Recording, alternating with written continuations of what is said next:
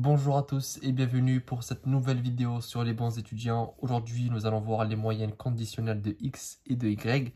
Dans un premier temps, un petit jeu, nous allons voir les deux formules qui vont nous servir, donc x selon y et y selon x.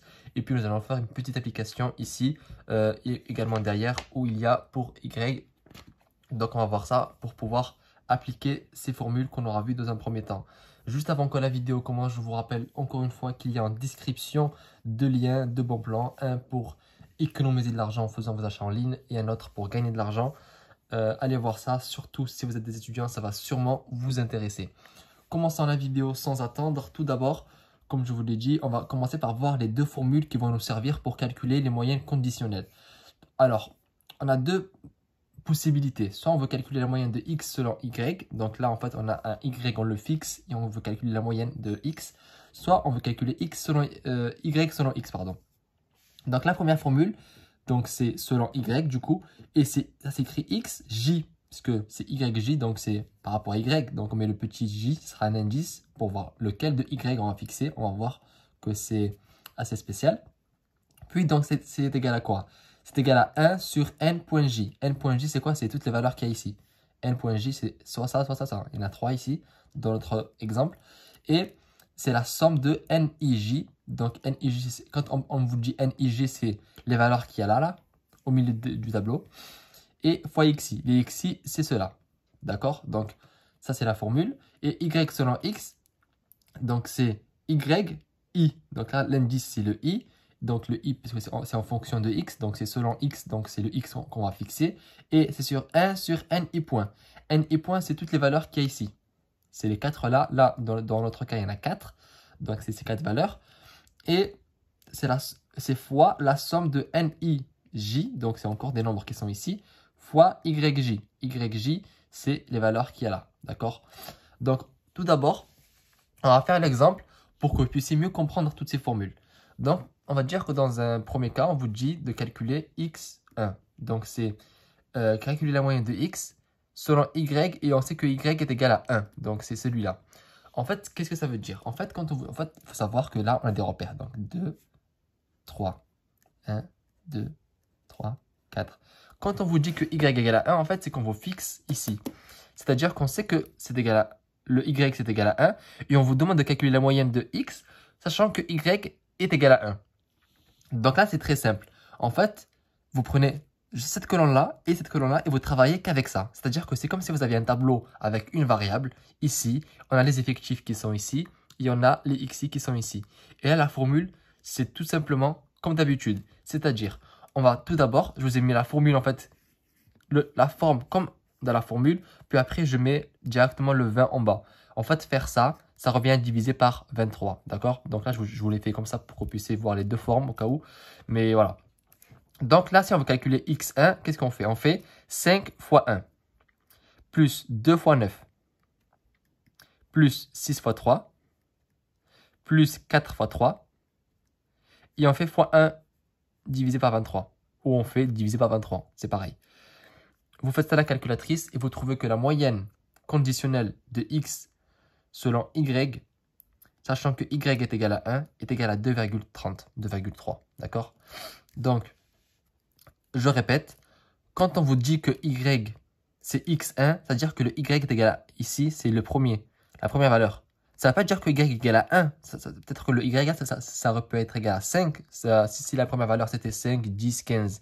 Mais ça veut dire que la première valeur, ici, vous la fixez et vous prenez les valeurs qu'il y a en bas pour faire vos calculs. Et vous divisez par cette valeur ici, donc le in.j ici, qui est en bas de cette colonne-là. D'accord? Donc là, on va faire avec le x2 et essayez de faire pause et essayez de le faire vous-même avant de voir le résultat, etc. D'accord? Donc, faites pause et ensuite reprenez la vidéo pour que vous puissiez voir si vous avez eu juste ou pas. Donc là, on va le faire. Donc x2. Donc là, on fixe à 2. Donc on va travailler avec cette colonne-là et cette colonne-là. Celle-là, on l'oublie. D'accord? Et celle-là aussi, tout le reste, on l'oublie. Donc x, la moyenne marginale, enfin la moyenne conditionnelle, pardon, pour x2. Donc c'est 7 fois 1 plus 2 fois 4, 2 fois 4, plus 3 fois 8, 3 fois 8, plus 4 fois 2, 4 fois 1, pardon, 4 fois 1, divisé par 20. Donc, ce qui est en bas, 20. Vous faites à la calculatrice et vous trouvez que x2 est égal à 15.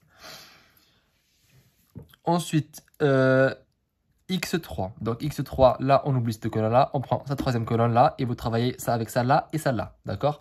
Donc, on fait 1 fois 8 plus 2 fois 7 plus 3 fois 3 plus 4 fois 2. Voilà, c'est au-dessus. On divise encore par ce qui est en bas. Donc là, c'est encore 20. On divise par 20 et on trouve que la moyenne, je ne sais pas si vous voyez, c'est 1,95. En fait, souvent, dans les exercices, on ne vous dira jamais de calculer x2. D'accord? Ça sera sûrement une phrase dans l'exercice, en fonction du contexte de l'exercice. D'accord? De toute façon, on va en faire des vidéos encore en fin de playlist pour voir des exercices et des exercices de TD corrigés pour qu'on puisse en fait vraiment voir les questions qu'on peut nous poser. C'est-à-dire qu'on vous posera avant de calculer x2. On va vous demander par exemple ici, calculer la moyenne de xi, enfin, calculer l'âge, on va dire ça c'est l'âge, ça c'est les employés, calculer l'ancienneté, l'âge des employés, sachant qu'ils ont 1 an d'ancienneté. C'est-à-dire que là on nous fixe qu'ils ont 1 an d'ancienneté et on veut savoir leur âge. Bon, ça ne veut rien dire dans l'exercice parce que les valeurs ne correspondent pas à l'âge, parce que c'est 1, 2, 3, 4. Mais c'est pour vous dire en fait que les questions ne vous seront pas posées comme ça. Là, en fait, on fait ça juste pour que vous puissiez appliquer les formules et que vous puissiez les comprendre. L'application des exercices et l'interprétation se fera dans les prochaines vidéos à la fin, quand on aura vu l'ensemble des notions. Là, on pourra voir comment on interprète, etc. Là, le but, c'est juste de savoir faire les calculs. Donc là, ensuite, on va faire du coup y selon x. Donc pour y selon x, voilà, c'est ici. Et pour y selon x, c'est exactement la même chose, sauf que là, on va travailler en fait ça avec ça, ça avec ça, ça avec ça, ça avec ça, etc. Et à la place de travailler avec les n.j, on va travailler avec les ni points. D'accord? Donc c'est pareil. Donc là, on va le faire. On va faire juste le y1 et y2. Après, vous ferez le y3 et le y4 tout seul.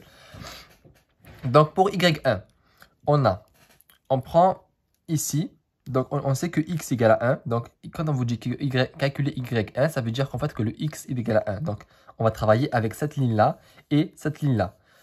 Donc on fait 5 fois 1 plus 2, 7 fois 2, 7 fois 2 plus 8 fois 3, 8 fois 3. Et on divise par ici, le ni point. Et ici on a 2,15. Donc y1 est égal à 2,15. Maintenant, pour calculer y2, donc on fixe le x est égal à 2, donc c'est ici. Donc c'est le deuxième x qu'on veut, donc x2. Et on fait pareil, donc 9 fois 1 plus 4 fois 2 plus 7 fois 3 divisé par 20. Et vous trouvez 1,9. Bon, là on va le faire juste à l'oral pour le 3 et le 4. Pour le 3, on va faire 6 fois 1 plus 8 fois 2 plus 3 fois 3 divisé par 17. Et pour le y4, on fait 3 fois 1 plus 1 fois 2 plus 2 fois 3 divisé par 6. Vous allez trouver 2 moyennes encore conditionnelles. Souvent en exercice, on ne va jamais vous demander de calculer autant de moyennes conditionnelles. Ça va être une ou deux, juste pour qu'on puisse voir que vous savez calculer les moyennes conditionnelles, pas plus.